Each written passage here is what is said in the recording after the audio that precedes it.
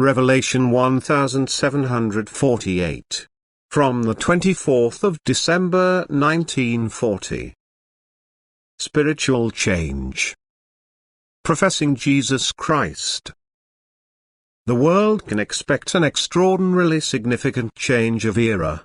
For good spiritual beings will descend to earth and achieve a radical change of thinking by means of extraordinary events which correspond to God's will. The battle between the various schools of thought will be waged on an immense scale, with the result that a separation of those who argue for and against God will take place. No particular signs will precede this time. The human being will merely be more frequently referred to supernatural things. He will effectively be motivated to think about it and thus be obliged to form an opinion about questions which are beyond earthly things. And then he will follow this or that school of thought and become a fighter for his point of view. And thus begins a new time, a time when on one side spiritual enlightenment and on the other side profound spiritual darkness will separate people from each other.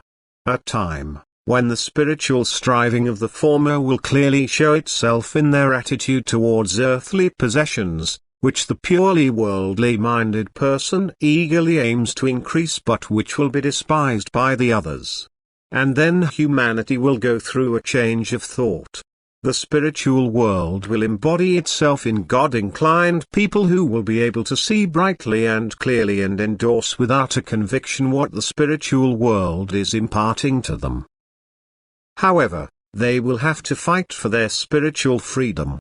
Those who are in favor of God will be ostracized and subjected to constant threats, for the majority of people will be godless and have great power since they are being supported by the reigning authority. And yet, the virtuous spirits will win. They have great strength because they fight with the weapon of love. The new era is intended to result in spiritual progress. The soul shall derive substantial benefits from it. Humanity shall become more open towards the truth and allow itself to be guided more by love. A conscious striving towards God shall characterize people who concede to the power of the spiritual forces. People shall enjoy a peaceful disposition despite external pressures and apparent obstacles, for they know that they are on the right path and therefore feel secure and well protected under divine guard and thus pay less attention to the hostilities from the human side. They are strong in faith, confident in hope and powerful in love. And those who still doubt will lift themselves up on the latter, for the profound and living faith is more convincing than a lot of talking. Jesus once struggled on earth for the souls, and at that time, too, started a period of spiritual strife. In those days people also had to make a decision to profess or deny Christ. This time the question will be equally decisive as well. Then the human being will also have to decide as to whether he will acknowledge Jesus Christ and thus profess him before the world, or whether he will reject him. And the answer to this question will once again determine his higher development. For only someone who professes him will derive a benefit from his earthly life for the soul.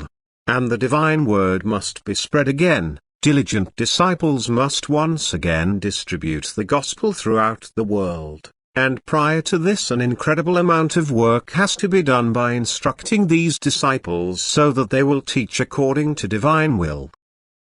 And the signs of the forthcoming new era can already be found in the fact that this divine teaching comes to people directly from above, that they are therefore given the teaching of Christ again as unspoilt as it was at the time of Jesus on earth, accompanied by miracles and extraordinary happenings, for there will also be miracles during the coming time which noticeably express the divine will. Yet these miracles will only be understandable to those who have already experienced the working of the Spirit within themselves and who therefore even more intimately join Jesus Christ and profess him before the whole world. Amen.